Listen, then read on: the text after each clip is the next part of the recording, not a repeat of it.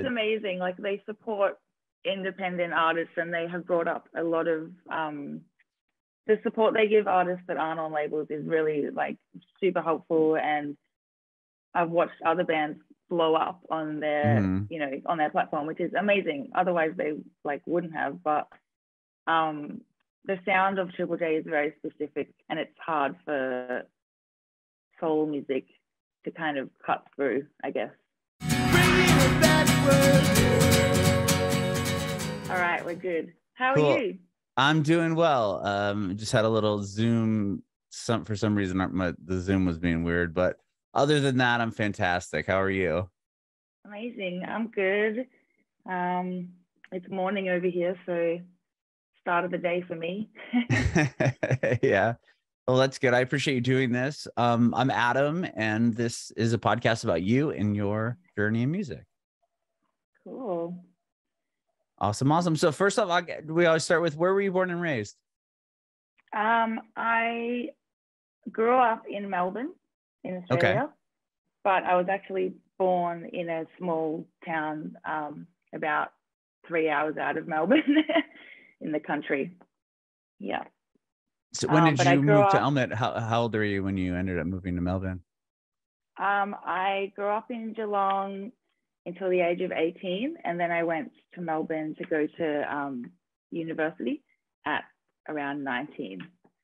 Oh, okay. So you spent quite a bit of your time outside of the city there. Yeah.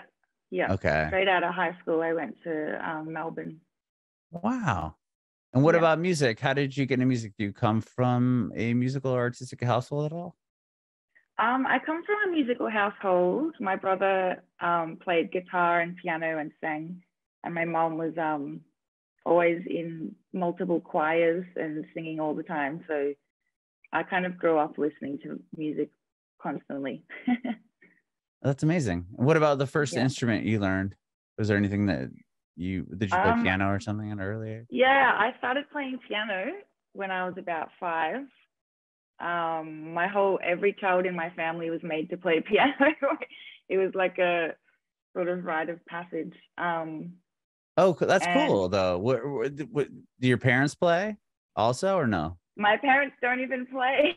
They just wanted their kids to play. They were just like, you guys have to play. Yeah. My mom plays the flute. She actually plays the flute. So she's musical still, just not the same instrument. Understood. Okay. Yeah. So how many siblings do you have? I have a brother and a sister, so 2, and I'm the youngest.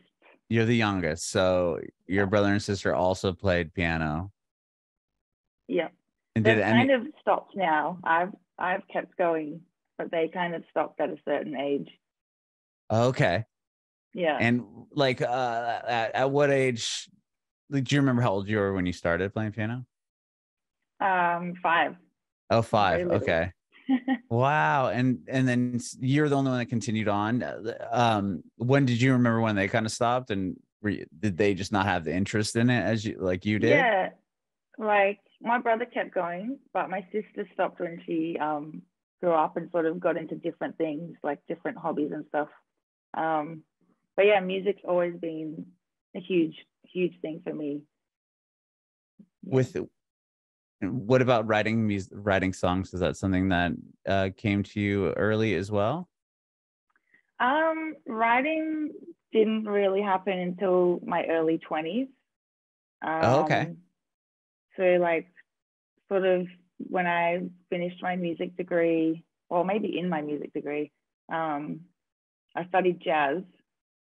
So that kind of influenced my writing a little bit. But also just the sort of people I was around and the friendship group I had. And that's sort of where my writing started.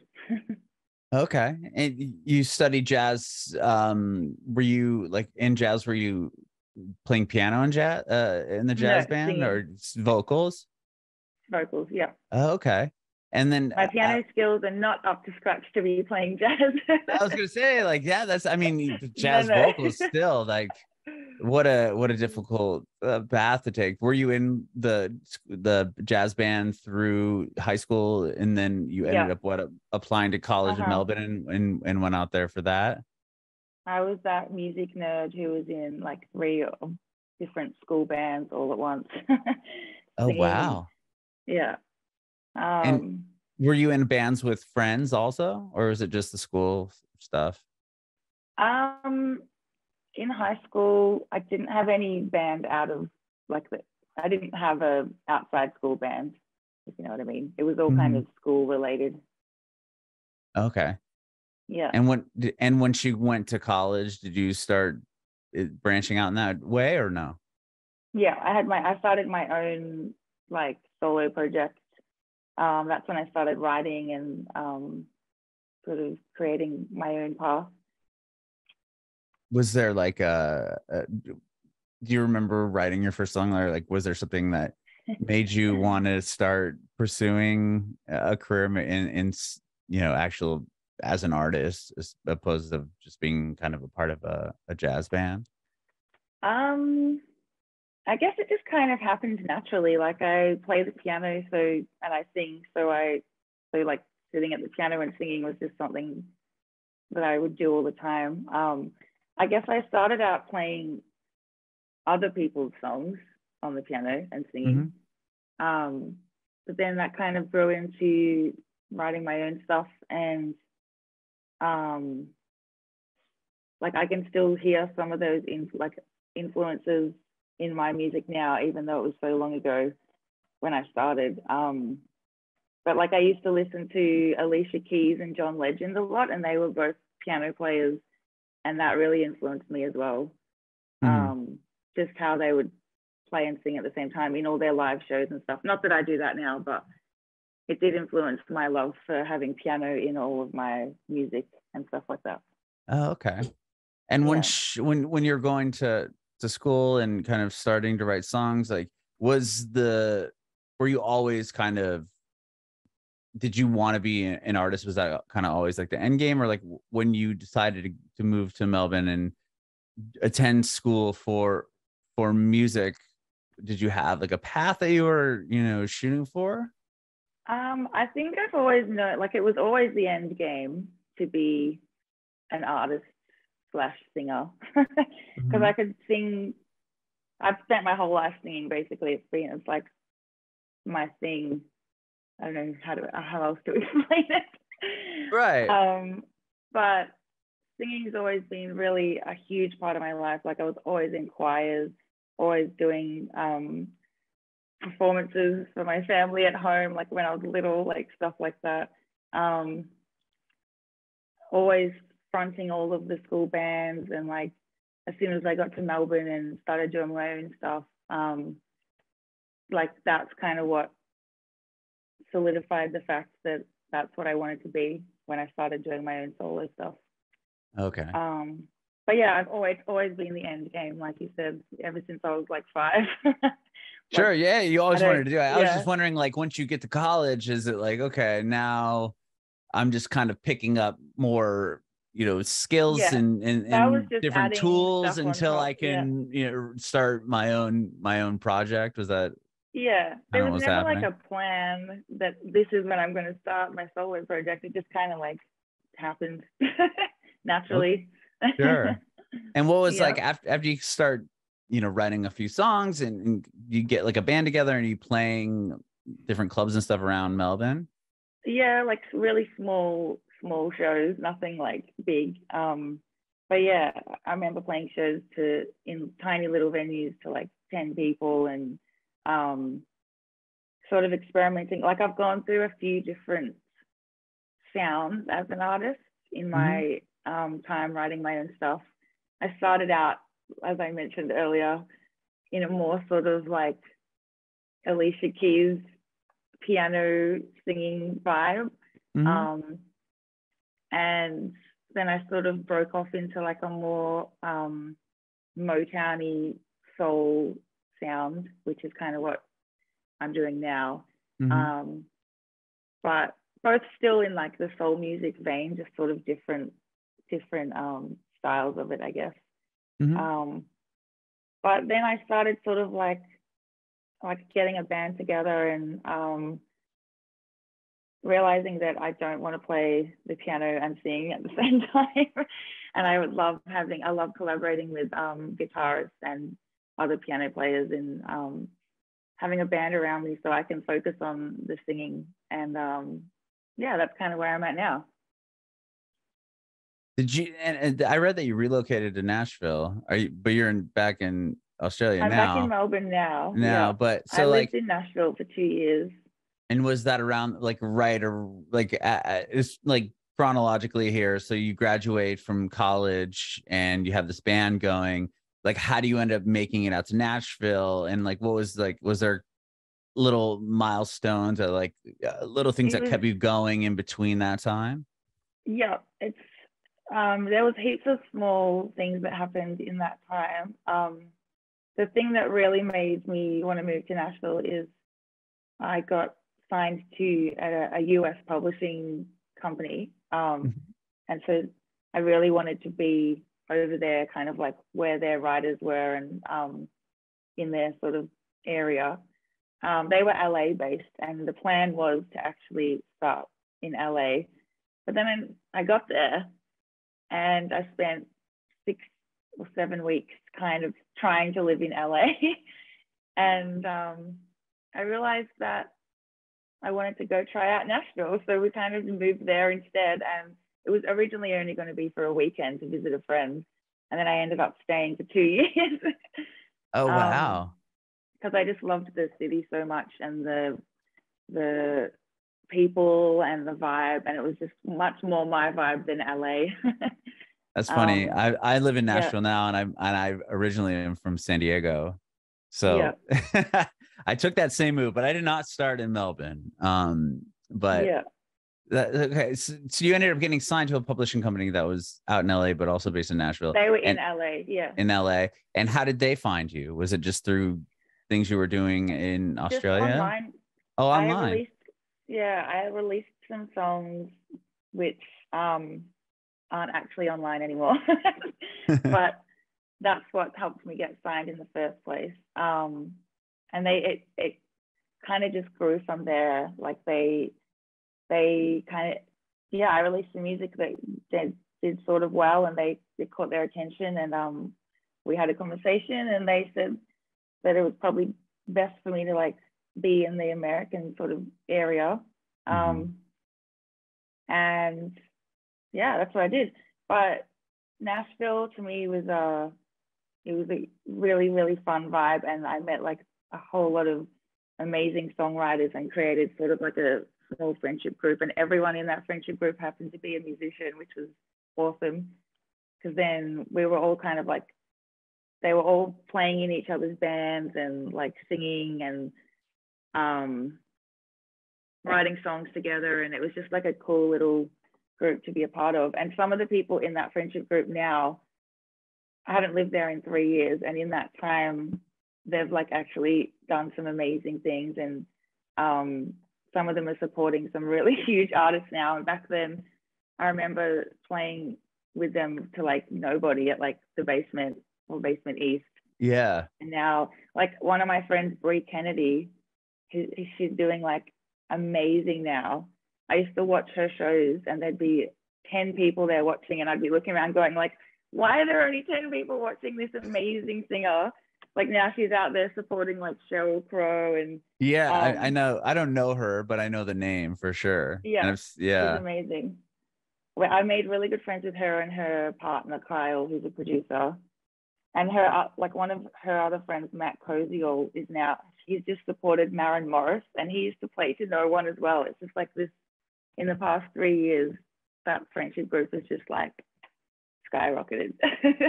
That's really incredible. Awesome I know who he is as well. That's so cool. Amazing. Yeah.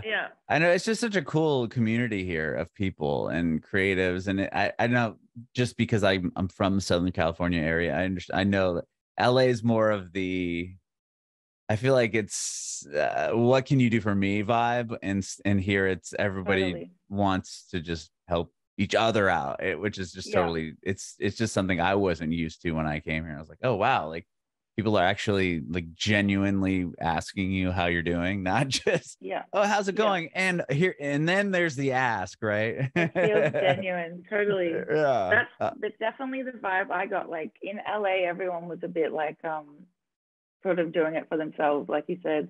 But in Nashville, we just got sort of like taken into this group, and like there was no question of like, what can you give me? It was right. Everyone was kind of like helping each other out, playing in each other's bands for like no money, and like it was just a great little helpful community to be a part of. Sure. No, I completely agree. So you did that for 2 years here. Were you writing like, I know you have an album coming out. Like, did you write any of the songs that you've previously released? Were those part of anything that you had done here in Nashville, or did you write songs here and put them out? Like, as far as that went? Some of the songs were written in Nashville. Some of the songs weren't though, and it's kind of like a mishmash of places that they were all written in. Like some were written in Melbourne, some were written in LA, some were written in Nashville. But I feel like that comes out in the album. Like there's some songs that are slightly country soul, and they're the ones that were written in Nashville. The Nashville ones. Like one of them I wrote with Matt Odmark, who is in Jars of Clay. And that was an amazing experience. And that's one of my favorite songs on the record. It's like I would say that's like soul tinged country, or country tinged soul, I guess. But then like some of the other songs were just written here, and those are the more sort of classic sounding Motown-y vibe ones. But yeah, it's a bit of a mishmash of different soul sounds, because I love all soul music, so it's like it's hard to just choose one and go down that path for me, because it's such a broad genre. Like there's so many different styles of soul that you can go with. But yeah, some of the other who else did I write with in Nashville? I wrote with a bunch of people, and some of the sessions that I didn't make it onto the album. They were more like poppy, but still really amazing sessions to be a part of. Like everyone's just so nice, and sort of just a great sense of community there. Yeah. Was it different? Like how much different was it like writing and being a part of the music scene maybe in Melbourne, and then moving here to the States? Like especially you go to one of the biggest cities, obviously right away you're going to LA. Was that quite a jarring experience as far as like the people that you had been like just situationally, and then obviously then moving to Nashville? Like how would you say any of them kind of relate at all, or? I would say, well, the writing scene in LA and Nashville is it's been going different for a long time, and it's such a like well-oiled machine, and it's like this thing in itself. Melbourne doesn't really, it's starting out now, like it's a bit young, the writing scene, as in like we're a bit behind America basically in that sense. Like we don't have writing rooms everywhere. Like in Nashville there's bloody writing rooms and studios everywhere, but here it's kind of like, I don't really know how to explain it to someone in the music industry in America. We're just like younger than you, I guess, in the development of the industry. It's smaller and not as, what's the word? It's like not as efficient, kind of. I don't know. No, yeah, I was just curious because, like, I mean, I've interviewed a handful of bands and artists from Australia, but not really in the vein, like in the music that you do. I was just curious, like, is there a pretty big scene for that? I mean, a lot of the bands that I've interviewed were like more either super singer-songwriter or like pop punk bands. Oh, see, there's a tiny soul scene here. It's so minuscule and small. But it's great. The scene is great, but it's not like, it's nothing, just due to our size as a country, basically. It's like nowhere near as big and as developed as the American soul scene or the music scene in general. But the reason I wanted to go to America in the first place is because making soul music is kind of hard in Australia because we don't really have the love for it. Like soul music didn't start here; it started in America from like Sure.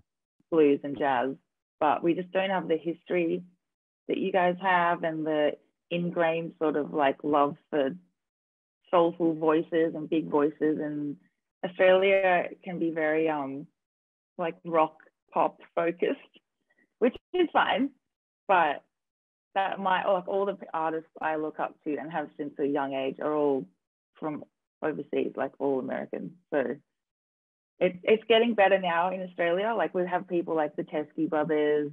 Who else? Can't think of anyone. Yeah, the soul scene is getting better here, but you guys just know, you guys sort of, it's your genre basically. Yeah, it's just interesting. Yeah, I find that interesting. So was it like when you'd book shows and when in Melbourne, would you be playing more of like a jazz bar or like something like that? Like, I feel like, is there big shows for you, like, or festivals or like I'm like Triple J stuff? Like, are those like because those are the bands I'm thinking of, right? And is there like, are there opportunities for you there as well? I mean, obviously here in the States. We could go down, talk about Triple J. Oh, is that not a good, is that a sore subject? I wouldn't say that they're super supportive of soul music. Okay. And they kind of have a monopoly on the whole music industry here. So it's fine. That's the reason why I wanted to go to America. Okay. I can see that. No, for sure. Yeah, because that's what I always hear, obviously is like, oh, Triple J, blah, blah, blah. Triple J is amazing. Like they support independent artists and they have brought up a lot of the support they give artists that aren't on labels is really like super helpful. And I've watched other bands blow up on their, on their platform, which is amazing. Otherwise they like wouldn't have, but the sound of Triple J is very specific and it's hard for soul music to kind of cut through, I guess. But yeah, that's fine. That's why there's other radio stations. Yeah, and there's streaming. Like the world isn't about Triple J, so that's fine. No. I know, and I know that. I was just curious because it's like what is it, like the Hot 100 or whatever? Like whoever wins that is usually, or the number one song is just like this celebrated thing, right? Yeah, it's a big thing here for sure. Yeah, the hottest 100, I think it's called. Yeah. Okay, yeah. I was just curious. So when you came to America, like in being now, you're kind of in more of a soul scene, so to speak. Like you said, you came from here. Did you feel like more at home when it came to writing songs and working with people? Definitely. I immediately felt more accepted as a singer because in America, there's something about America, people just kind of appreciate singers more. Like the first gig I did, the crowd was just so like, how do I describe it? One of the first gigs I did was South by Southwest in Austin. Oh, wow, that's huge. And the crowd was just so kind of like receptive of my voice, and I'd never really gotten that vibe from an Aussie audience, which is understandable because soul music doesn't really come from here. It's like a weird thing to do here. But I just felt much more accepted basically at that show, and it really like cemented to me that that's what I wanted to keep doing, because there's people out there that really love soul music. And again, another sort of experience that cemented that for me was supporting the Teskey Brothers around Europe, which they're like a soul band from Australia. And they were playing, I was their support band, and they were playing to these huge audiences, like 1,500 cap venues. We did 16 shows, and every single audience was just like hanging off every word and like so into soul music, and it was just awesome to see. Because it's very hard to get that kind of reaction here in Australia. I love Australia, like I love it, but the taste for music here is not, what my taste in music is, basically. Sure. Yeah. No, that's incredible though, to play South by Southwest, and especially to get that sort of reaction. And then the most recent song you have is with one of the Teskey brothers, right? Yeah. Yeah. And how did that song come about? We just became friends from that tour that I was just talking about, and have just stayed in contact since. And I also recently got signed to the record label that he's on. They're called Ivy League. Well, the Teskey brothers are on. And so we're on the same label, and we were like, why don't we do a song together? I already had the song written, and he was nice enough to just jump on board, which was awesome. That's amazing. Wow. So you said you were in Nashville, what, 2 years ago now? It was 2017, 18, 19. Okay. So then you left before like the pandemic and all that happened? Just before, yeah. Okay. Wow. So did that affect you as far as like your a release schedule or like a writing kind of stuff? I mean, obviously it affected everybody, but I mean, like indirect, were there plans that you had to cancel due to that? Definitely. I had like basically my whole album ready to go. During COVID. Actually, some of it was written during COVID, but COVID went for a long time. Right. Over here, we had so many lockdowns, and I think we had like 6 lockdowns or something. But it did affect, like, we had a whole album rollout plan ready to go, and that all had to get pushed back, and which was really sad. But it's better to release things when the world isn't so crazy. Right, exactly. Yeah. So you had this whole album done already? Or no? Sort of. Yeah. Sort of done. We were finishing it in the first sort of year of COVID. Over here, COVID went for like 2 years. So by the second year, it was done and ready to go. But we had to wait. We had to push our plans back. Due to that fact, were you able to, like, was there certain things or certain songs that maybe wouldn't have made the record if that weren't the case? I mean, in some ways it was kind of awesome being able to just chill and like think about it more, like think about what songs I wanted on the album, and have more time to sort of breathe and like create the whole thing. But in other ways, it was frustrating having to hold the plans back. So there's like positives and negatives to it, I guess. Okay, sure. Yeah, I wasn't sure if there's something that like landed like, oh my gosh, like if I wrote this spectacular, like this one certain song, but I had to just add it to the album because there was it was already kind of cut off at it. I don't know. Well, I guess the Josh Teskey duet may not have happened if we had released it. Okay. That happened like recently. So if we had released the album during you COVID, wouldn't have had that. He wouldn't have been on there. Well, that's cool. Yeah. So there you go. There's a blessing in disguise. And the album's coming out in February, I believe. February 3rd. Yeah. Okay. And do you have a plan to? Yeah, I'm sure you're super excited about that, especially with waiting on it for having an original plan of a year or two ago. Are you going to come back to the States and tour, or like what do you have planned for the rollout of the album? The plan is to be in the States around release date. We're locking in some shows as we speak, so I can't actually say any dates yet, but there is plan to tour this. Well, I hope you come here to Nashville. Oh yeah, that's in the plan. Well, I appreciate your time today. Thank you so much for doing this. Thank you so much for having me. It's been fun.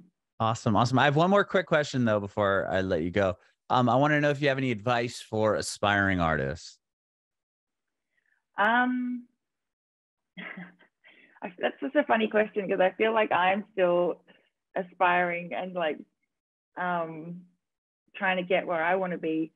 But I guess just keep going.